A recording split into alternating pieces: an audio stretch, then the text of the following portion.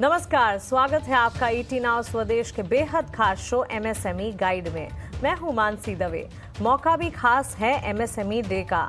भारत की अर्थव्यवस्था को मजबूती देने में एमएसएमई सेक्टर की भूमिका बेहद अहम है। ये ना सिर्फ मैन्युफैक्चरिंग और सर्विस सेक्टर का मजबूत आधार है, बल्कि हैंडीक्राफ्ट और एग्री बेस्ड इंडस्ट्रीज को भी सपोर्ट करता है।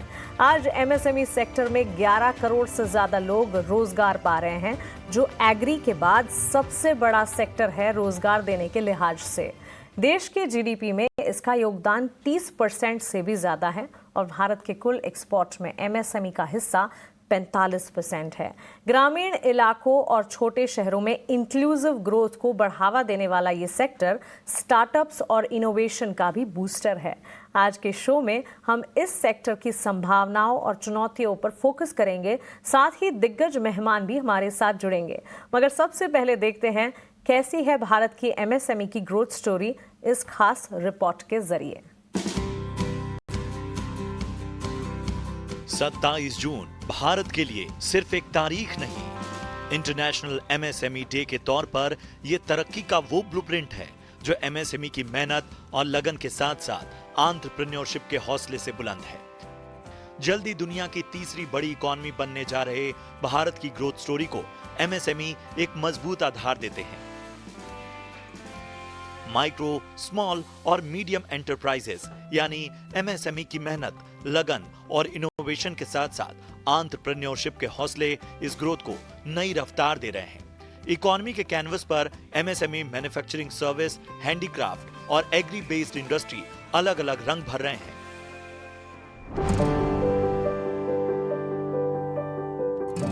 करीब 11 करोड़ लोगों को रोजगार देने वाला एमएसएमई सेक्टर भारत में खेती के बाद सबसे बड़ा जॉब प्रोवाइडर है। देश की कुल जीडीपी में एमएसएमई का योगदान करीब 30% से ज्यादा है। यही नहीं, एक्सपोर्ट में भी इनका कंट्रीब्यूशन 45% से ज्यादा है। इन अहम योगदान के साथ साथ ग्रामीण इलाकों और छोटे शहरों में इंक्लूसिव ग्रोथ में इनका बड़ा रोल है। इसी कड़ी में लगातार हो रहे कई स्टार्टअप्स और इनोवेशन से भारत के ग्रोथ को ग्लोबल स्तर पर पहचान मिल रही है।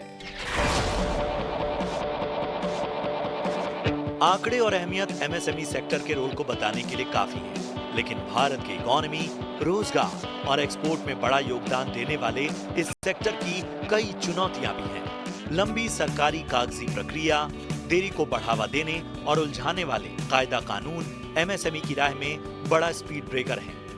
अक्सर रजिस्ट्रेशन, टैक्स फाइलिंग और दूसरे अप्रूवल लेने में काफी वक्त लग जाता है। साथ ही बैंकों का महंगा लोन और उसे हासिल करने में लगने वाला वक्त भी बड़ी चुनौती है।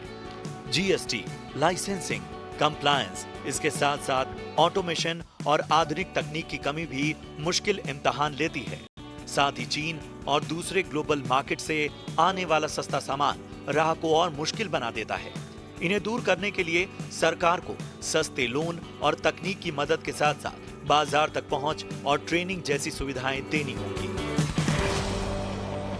एमएसएमई तक इन सुविधाओं को आसानी से पहुंचाने में सरकार का रोल काफी अहम हो जाता है और इस राह में सरकार की मुद्रा लोन योजना, पीएमईजीपी और क्रेडिट गारंटी फंड ट्रस्ट जैसी स्कीम मील का पत्थर साबित हो रहे हैं। शिकायत समाधान और सहयोग के लिए चैंपियंस पोर्टल्स के साथ साथ आत्मनिर्भर भारत पैकेज काफी कारगर रोल निभा रहे हैं। डिजिटलीकरण को बढ़ावा देने के लिए उद्यम रजिस्ट्रेशन की ऑनलाइन प्रक्रिया आसान बनी है। जीईएम पोर्टल पर सरकार खरीद में प्राथमिकता दी जा रही है। एमएसएमई निर्यात संवर्धन परिषद बनाया गया। साथ ही एक्सपोर्ट को बढ़ावा देने के लिए योजनाएं और ट्रेनिंग दी जा रही हैं। ये तमाम कोशिशें, योजनाएं और हौसला एमएसएमई सेक्टर को नई उड़ान दे रही हैं। भारत में लगातार बढ़ते स्टार्टअप इसका सबसे बड़ा सबूत हैं।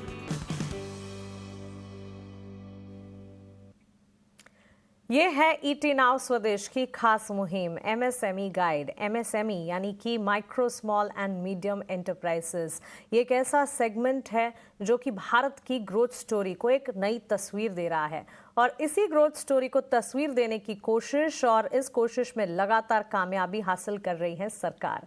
इसी कड़ी में आगे बढ़ते हैं और हमारे साथ हमारे जो एक्सपर्ट हैं, हमारे जो गेस्ट हैं, उनको जोड़ते हैं। और सबसे पहले हमारे साथ राकेश सचान जी जुड़ गए हैं, जो कि कैबिनेट मिनिस्टर हैं उत्तर प्रदेश के और राज्य के विकास के लिए और खास तौर से एमएसएमई की ग्रोथ पर काफ़ी फोकस है इनका। राकेश जी, बहुत स्वागत है आपका ईटी नाउ स्वदेश पर। सबसे पहले अपना समय देने के लिए आपका बहुत शुक्रिया। एमएसएमई हमारी नई मुहिम है, ये ऐसा पहला चैनल है जो कि एमएसएमई पर एक स्पेशल शो शुरू करने जा रहा है। सरकार के प्रयास भी काफ़ी बेहतर स्तर पर हैं। आपकी पहली प्रतिक्रिया? एमएसएमई डे के इस अवसर पर चूंकि एमएसएमई को प्रोत्साहन देना, एमएसएमई को बढ़ाना और एमएसएमई से जुड़े जितने उद्यमी हैं उनके प्रोडक्ट को बाजार देना, ये सब इस तरह से सरकार, योगी आदित्यनाथ जी की जो सरकार है, लगातार प्रयास कर रही है। और उनके नेतृत्व में 2017 से अब तक लगातार एमएसएमई ने ग्रोथ किया है। लगभग 1 करोड़ एमएसएमई की इकाइयां हैं और जिसमें सूक्ष्म इकाइयां, लघु मध्यम जितनी भी हैं वो लगातार ग्रोथ कर रही हैं, आगे बढ़ रही हैं। उसके लिए बहुत तरीके से सरकार पॉलिसी बना करके और उनको तमाम सारी नीतियां बना करके उनको इंसेंटिव दे करके आगे बढ़ाने का काम कर रही है। सही कहा राकेश जी आपने। एक और चीज़ आपसे समझना चाहेंगे, आपने एमएसएमई को बढ़ावा देने के लिए राज्य में कौन कौन सी नई योजनाएं या नीतियां लागू की हैं? क्या एमएसएमई सेक्टर देश में युवाओं के लिए रोजगार का मजबूत माध्यम बन रहा है? देखिए, उत्तर प्रदेश में सूक्ष्म उद्योगों की स्थापना के लिए तमाम सारी योजनाएं हैं। अभी मुख्यमंत्री युवा उद्यमी अभियान, एक योजना हम लोगों ने 24 जनवरी को लॉन्च की थी, जिसमें हमारे प्रदेश के जितने युवा हैं उनको 5 लाख रुपए तक का बिना ब्याज और बिना गारंटी के ऋण देना और सूक्ष्म इकाइयों को नए तरीके से स्थापित करना और 1 लाख नौजवानों को इस योजना से जोड़ना था। पिछले वित्तीय वर्ष में हम लोगों ने लगभग 38,000 लोगों को अब तक इस योजना से जोड़ा है और अप्रैल, मई, जून इन 3 महीनों में भी लगभग 20,000 लोगों को हम लोगों ने ऋण वितरण किया है। और इस साल हमारा अंत तक पूरा लक्ष्य है 1,70,000, मतलब अभी 1.5 लाख लोग, 1,60,000 से अधिक लोगों को इस योजना से जोड़ना है। इसमें तमाम सारे वो नौजवान जो रोजगार करना चाहते थे लेकिन धनाभाव के कारण वो काम नहीं कर पा रहे थे और उनके आगे संकट पैदा हो रहा था कि कैसे लोन लें, कैसे काम में आगे बढ़ें। इसलिए मार्जिन मनी सरकार ने 50,000 रुपये उनको देने का काम किया। ऋण की कोई गारंटी नहीं, कोई ब्याज नहीं, तो बड़े पैमाने पर इसमें युवा जुड़ रहा है। लेदर पर आधारित उद्यमों को प्रोत्साहन किए जाने के लिए अभी युवा उद्यमी विकास अभियान के साथ साथ इसे फुटवेयर एवं लेदर विकास योजना भी प्रारंभ की गई है, जिसमें लेदर से जुड़े जितने भी लोग थे, काम करना चाहते थे युवा, उनकी भी एक नई नीति हम लोगों ने बनाई है। राकेश जी, प्रदेश के युवाओं को प्रोत्साहन देने के लिए राज्य इतना काम कर रहा है, ये अपने आप में ही काबिले तारीफ है। यूपी की 1 डिस्ट्रिक्ट 1 प्रोडक्ट स्कीम को पूरे देश में सराहा गया है। राकेश जी, अब तक इसका क्या प्रभाव रहा है? देखिए, 1 डिस्ट्रिक्ट 1 प्रोडक्ट की जो योजना थी वो उत्तर प्रदेश ने 2018 से शुरू किया और जो हमारे परंपरागत उत्पाद थे जनपद के, उनकी कहीं कोई पहचान नहीं थी। वो धीरे धीरे वो उत्पाद विलुप्त हो रहे थे, उससे जुड़े लोग कमजोर हो रहे थे। हमारी सरकार ने, योगी आदित्यनाथ जी ने ओडीओपी योजना ला करके जहां का जो उत्पाद फेमस था जो जैसे भदोई की कालीन हो गई, बनारस की साड़ी हो गई, सहारनपुर का लकड़ी का काम हो गया, मुरादाबाद का ब्रास हो गया, कन्नौज का इत्र हो गया, इन जो तमाम जनपदों में मैपिंग करा करके उन उद्यमों को हम लोगों ने ओडीओपी स्कीम से जोड़ा। उनसे जुड़े जितने लोग थे उनको लोन देना और लोन दे करके मार्जिन मनी देना। 2 करोड़ तक का हम लोग लोन दे रहे थे, 20 लाख रुपए तक उनको छूट भी दे रहे थे अधिकतम, और ज्यादातर इकाइयों को 25% तक हम लोग छूट दे रहे थे। जहां का जो उत्पाद था उससे जुड़े जितने लोग थे उनको ट्रेनिंग दे करके उनको टूल किट देना, और ओडीओपी मार्जिन मनी योजना से जोड़ करके पूरे प्रदेश के जनपदों में ऐसे कम से कम करोड़ों रुपए का हम लोगों ने लोन दिया, मार्जिन मनी दी, और कम से कम 3 लाख ऐसे लोग हैं जिनको रोजगार से जोड़ने का काम ओडीओपी की योजना से किया। आज 1 डिस्ट्रिक्ट 1 प्रोडक्ट जो योजना थी वो प्रदेश की नहीं, माननीय मोदी जी को मैं बधाई दूंगा कि उस योजना की देश की योजना बना दी। और जो छोटे छोटे हस्तशिल्पी थे, कारीगर थे, उनका प्रोडक्ट आज धूम मचाए है। उनको बाजार देने के लिए हम लोगों ने मंडलीय स्तर पर प्रदर्शनी लगा करके खादी ग्राम उद्योग की, उसमें माटी कला के हस्तशिल्पी कारीगर के लोगों के जो छोटे छोटे उत्पाद थे उनको बाजार भी देने का काम किया। और उत्तर प्रदेश में आपने देखा कि पहला ऐसा राज्य है जिसने उत्तर प्रदेश में इंटरनेशनल ट्रेड शो अपना लगाया, और 2 संस्करण हम लोगों ने समाप्त किए। इस संस्करण में भी 25 से 29 ट्रेड शो होने जा रहा है सितंबर में, जिसमें पूरे उत्तर प्रदेश के ओडीओपी के 75 जनपदों के उत्पाद वो अपना स्टॉल लगाते हैं।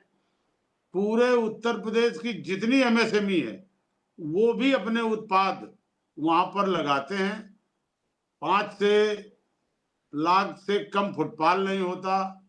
B2B तमाम सारी बाहर की विदेश की कंपनियां आकर के ओडीओपी के लोगों को ऑर्डर देती, जिससे साल भर उनके उत्पादन को प्रभावित करता।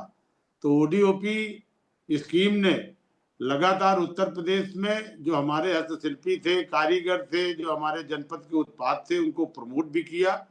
उनके उत्पाद को बढ़ाने में सरकार ने पूरी आर्थिक सहायता की, और उनको बाजार देने के लिए भी अमेजॉन है, ऑनलाइन बेचना, तमाम तरह से उनका प्रोडक्ट देश विदेश तक पहुंचे, इस पर हम लोगों ने काम किया। हमारे प्रधानमंत्री जी अगर किसी देश में कहीं पर भी जाते हैं, किसी राष्ट्राध्यक्ष से मिलते हैं, तो वो ओडीओपी के उत्पाद को ही राष्ट्राध्यक्ष को गिफ्ट देते हैं, जिससे कि हमारे एक हस्तशिल्पी कारीगर का जो छोटा उद्यमी है उत्पाद है, उसका उत्पाद बड़े राष्ट्राध्यक्ष के ड्राइंग रूम में सजता है। ये ब्रांडिंग करने का भी काम हमारे प्रधानमंत्री और मुख्यमंत्री जी ने किया। तो निश्चित तौर पर 1 डिस्ट्रिक्ट 1 प्रोडक्ट योजना प्रदेश ही नहीं बल्कि पूरे देश में धूम मचाने का काम किया है। बिल्कुल बिल्कुल। मंत्री जी, एक आखिरी सवाल आपसे पूछना चाहेंगे। हमारे माध्यम से जो युवा इस वक्त आपको देख रहे हैं, सुन रहे हैं, उन्हें नया बिजनेस शुरू करने के लिए आप क्या सलाह देंगे? देखिए, एमएसएमई सेक्टर के अंतर्गत युवाओं के लिए मुख्यमंत्री युवा स्वरोजगार योजना, 1 डिस्ट्रिक्ट 1 प्रोडक्ट योजना, जो मुख्यमंत्री युवा उद्यमी अभियान, प्रधानमंत्री रोजगार सृजन कार्यक्रम ऑनलाइन संचालित है। पोर्टल के माध्यम से युवा आवेदन कर सकते हैं, उसका लाभ प्राप्त कर सकते हैं। एक जनपद एक उत्पाद योजना के अंतर्गत अपने जनपद के जो चिन्हित उत्पाद हैं से संबंधित उद्यम स्थापित कर सकते हैं, रोजगार प्राप्त कर सकते हैं, लोगों को रोजगार से जोड़ सकते हैं। राकेश जी, आपको बहुत शुक्रिया हमारे साथ जुड़ने के लिए, और आप इसी तरह देश के युवा को, राज्य के, प्रदेश के युवा को एमएसएमई और एंटरप्रेन्योरशिप के लिए आगे बढ़ने के लिए प्रोत्साहन देते रहें, ऐसी हमारी शुभकामनाएं। चलिए यहाँ एक welcome back to MSME guide. ET now Swadesh की एक ऐसी पहल जो देश के एमएसएमई की कहानी आपके सामने रखने की कोशिश करने वाली है। एमएसएमई एक ऐसा क्षेत्र है जो लगातार आगे ग्रोथ की तरफ, विकास की तरफ बढ़ता जा रहा है। इसी कड़ी में हमारे साथ अब ओमराज पाटिल जी भी जुड़ गए हैं, national coordinator of all India MSME association, और साथ ही असिस्टेंट प्रोफेसर भी हैं forensic science at institute of forensic sciences में। ओमराज जी, स्वागत है आपका ईटी नाउ स्वदेश पर। एमएसएमई एक ऐसा क्षेत्र जिसकी जागरूकता अब काफी ज्यादा बढ़ती जा रही है। भारत की अर्थव्यवस्था की अगर बात करें तो ये एक तरह से रीढ़ बन चुका है, बैकबोन बन चुका है। आपके अनुसार इसके पीछे सबसे बड़े कारण क्या हैं? एमएसएमई सेक्टर की जो हम बात कर रहे हैं, micro small medium enterprises sector, बेशक ये एक भारत की अर्थव्यवस्था का रीढ़ माना जाता था, बैकबोन ऑफ इंडियन इकोनॉमी। इसके कुछ कारण हैं। जो मेजर कारण है मैं वो बताना चाहूंगा कि सबसे बड़ा कारण है कि ये क्षेत्र सबसे अधिक रोजगार उपलब्ध करा देता है। लगभग 11 करोड़ लोगों को रोजगार आज उपलब्ध हुआ है एमएसएमई सेक्टर के कारण। दूसरा कारण ये है कि second largest than the agricultural sector. तीसरा कारण ये हो सकता है कि एमएसएमई सेक्टर 30% जीडीपी में कंट्रीब्यूट करता है, 30% of contribution into GDP, which is one of the most wonderful thing. चौथा कारण ये हो सकता है कि 45% निर्यात जो एक्सपोर्ट्स होते हैं, उसी के कारण import export industry is getting a benefit to that. MSME sector is considered as the backbone of Indian economy. बिल्कुल। एक और चीज़ ओमराज आपसे जानना चाहेंगे, देश में किन जगह पर एमएसएमई ज़्यादा एक्टिव इस वक्त आपके हिसाब से हैं, और किन सेक्टर्स में सबसे ज़्यादा इनके आगे बढ़ने की संभावनाएं हैं? एमएसएमई क्षेत्र में काफी विभिन्न क्षेत्र भी हैं, जैसे कि textile and garments, food processing units हो गए, ऑटोमोटिव कंपोनेंट्स यूनिट्स हो गए, इंजीनियरिंग यूनिट्स हो गए, हैंडीक्राफ्ट्स यूनिट्स हो गए, आर्टिसन यूनिट्स हो गए, केमिकल्स एंड फार्मास्यूटिकल यूनिट्स हो गए। तो ये कुछ क्षेत्र ऐसे हैं जहाँ पे एमएसएमई जो छोटे से छोटा उद्योजक आज कार्यरत है, वो अपना उद्योग बढ़ा रहा है। और जैसे कि आपने कहा कि ऐसे कौन से क्षेत्र है जिसमें हमें पोटेंशियल हाई ग्रोथ मिल सकती है, तो बेशक रिन्यूएबल एनर्जी है, ग्रीन टेक्नोलॉजी आजकल काफी डेवलप हो रही है। मेरे ख्याल से एंसिलरी यूनिट्स होने चाहिए, वैल्यू एडेड प्रोडक्ट्स बनने चाहिए, वेस्ट टू वेल्थ। अगर हम ऑल इंडिया एमएसएमई एसोसिएशन जो है हमारा, हम उसमें वेस्ट टू वेल्थ की बात करते हैं। कचरे से कांचन तक का सफर, जो आपका वेस्ट निकलता है फैक्ट्री में से या इंडस्ट्री में से, उस वेस्ट से हम कुछ वैल्यू एडेड प्रोडक्ट बना सकते हैं, उसका रीयूज रिसाइकल कर सकते हैं। ओमराज, एक और चीज़, एमएसएमई को कुछ दिक्कतों का सामना करना पड़ता है, कई सारी चुनौतियां भी हैं और कुछ नया इनोवेशन भी हो रहा है, तो उससे चैलेंजेस आते हैं। फंडिंग, सरकारी नियम कानून, टेक्नोलॉजी, आपको क्या लगता है एमएसएमईज में सबसे बड़ी दिक्कत या उनके लिए सबसे बड़ा चैलेंज इस वक्त क्या है? मेरे हिसाब से सबसे बड़ी दिक्कत है फंडिंग। जो छोटा से छोटा उद्योजक होता है, वो अपना वर्किंग कैपिटल या फिर इन्वेस्टमेंट खड़ा करने के लिए, वर्किंग कैपिटल खड़ा करने के लिए काफी दिक्कतें का सामना करना पड़ता है। जैसे कि प्रोसीजर्स हो गई, डॉक्यूमेंटेशन हो गया, टैक्स फाइलिंग हो गया, क्रेडिट स्कोर हो गया, सिबिल स्कोर हो गया, तो इन सब का सामना वो करता है। और इसी के साथ मेरे हिसाब से ये सबसे बड़ी समस्या है, जिसमें टेक्नोलॉजी अडेप्ट करना भी एक प्रॉब्लम हो गया। No doubt India is digitalized today and we are on the way to digitalization. और मैं ये कह सकता हूँ कि digitalization is the ease of doing business, but कभी कभी स्किल्ड मैन पावर ना होने के कारण डिजिटल टेक्नोलॉजी या फिर एडवांस टेक्नोलॉजी या मॉडर्न टेक्नोलॉजी अडेप्ट करने में दिक्कत हो रही है। तो मेरे ख्याल से ये सबसे बड़ी दिक्कत आज एमएसएमई सेक्टर फेस कर रहा है। बिल्कुल ओमराज जी, ये सारी जानकारी हमारे साथ साझा करने के लिए आपका बहुत शुक्रिया। एमएसएमई की ग्रोथ के लिए आप काफ़ी कुछ कर रहे हैं जो काबिल तारीफ हैं। चलिए आगे बढ़ेंगे और हमारे तीसरे महानुभाव को जोड़ते हैं। हमारे साथ अब दिनेश गोयल जी जुड़ गए हैं, senior vice president Indian industries association के। ये एसोसिएशन भी एमएसएमई की ग्रोथ और डेवलपमेंट के लिए काफ़ी बड़े सारे काम करता है। दिनेश जी, स्वागत है आपका 18 आवर स्वदेश पर। देश में एमएसएमई की एक सशक्त आवाज है आपकी एसोसिएशन। आज के समय में आप इंडियन इंडस्ट्री एसोसिएशन पर इसकी भूमिका को किस तरह से देखते हैं? एमएसएमई के लिए इसकी भूमिका को किस तरह से देखते हैं? बेसिकली अगर हम आज आईएए को देखें तो आईएए की जर्नी आज 40 साल पुरानी है। हर साल, हर वर्ष और हर सरकार के साथ हमने काम किया और जो जब समय की मांग हुई उसके हिसाब से हम लोगों ने अपने वर्क को यहाँ पर प्लान किया और डिजाइन किया। आज जो जागृति है, आप देखेंगे जो ग्रोथ मंत्र दोनों सरकार ने दिया है, चाहे ये यूपी की हो, सभी सरकारों ने दिया है, चाहे मध्य देश की सरकार ने, तो उस ग्रोथ मंत्र में विकसित भारत एक बहुत बड़ा सपना सामने आया है, जिसकी वजह से हम लोग एक डेवलप्ड राष्ट्र को देख रहे हैं। तो उसमें हम लोगों की भागीदारी एमएसएमई की बहुत बढ़ जाती है और एमएसएमई के बढ़ जाने के लिए बहुत इंपॉर्टेंट है कि वन वॉइस हम लोगों की हो। उसके लिए हम आईए का बहुत बड़ा रोल है, जिसमें हम पॉलिसीज में, चाहे उसकी अवेयरनेस प्रोग्राम में या उसके आगे उसको इम्प्लीमेंट कराने में, हेड होल्डिंग में, हम एम्प्लॉयमेंट जनरेशन और बाकी सारे कार्यों में भी बहुत अच्छी तरह से अपना रोल निभा पाए। तो इसी चीज को देखते हुए हमने आज अपनी जो प्लानिंग है टोटल, वो चाहे वो डिजिटलाइजेशन का प्रोसेस हो, चाहे स्किलिंग का हो, चाहे मार्केट फंडिंग का हो, मार्केट में एक्सेस पहुंचाने का हो, या डेटा साइंस मैनेजमेंट और प्रोसेस टेक्नोलॉजी अपग्रेडेशन का हो, इस तरफ हम लोग हैंड होल्ड कर रहे हैं। बिल्कुल। दिनेश जी, आईआईए किन तरीकों से एमएसएमई को पॉलिसी, ट्रेनिंग और ग्रोथ के लेवल पर सपोर्ट करता है, ये बताएं। आईए का अगर हम पूरा एनुअल कैलेंडर देखें तो आप देखें कम से कम 30 से ज्यादा हम लोग ट्रेनिंग वेबिनार्स करते हैं, अवेयरनेस प्रोग्राम्स करते हैं, कॉन्क्लेव करते हैं, एक्सपोज करते हैं, और इन सब चीजों के माध्यम से उसके अलावा भी जो हमारा फास्ट ट्रैक सिस्टम है, app based and online and told free numbers के थ्रू, और हमारे चैप्टर चेयरमैन हैं डिफरेंट डिस्ट्रिक्ट्स में, तो उनके थ्रू हम लोग अपने जो मेंबर्स हैं, एमएसएमई मेंबर्स हैं, जो माइक्रो एंड स्मॉल इंडस्ट्रीज हैं, उनकी प्रॉब्लम्स को के सॉल्यूशंस देते हैं या उनको राइट प्लेटफॉर्म पे टेकअप करते हैं।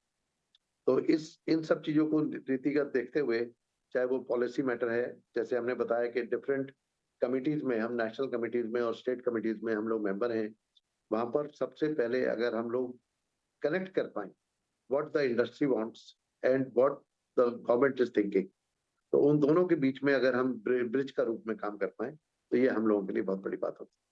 तो उसी चीज को हम लोग ध्यान रखते हुए इसी तरह से काम कर रहे हैं। अब ट्रेनिंग और स्किलिंग में हम लोग रेगुलर बेसिस पर हैंड होल्डिंग करने के साथ साथ on the job trainings, NSDC के साथ काम करने में, यूसीआई के साथ काम करने में, चाहे वो एंटरप्रेन्योर स्किलिंग हो, चाहे वो टेक्निकल लेबर स्किलिंग हो, या on the job processes for upgrade करने की तो बात हो, इस पर हम लोग रेगुलर काम कर रहे हैं और रेगुलर हम लोग उसका लाभ अपने मेंबर्स तक पहुंचाने की कोशिश कर रहे हैं। बिल्कुल। दिनेश जी, एक और चीज़ आपसे समझना चाहेंगे, आईआईए आने वाले सालों में किन प्रमुख मुद्दों पर काम करने वाला है?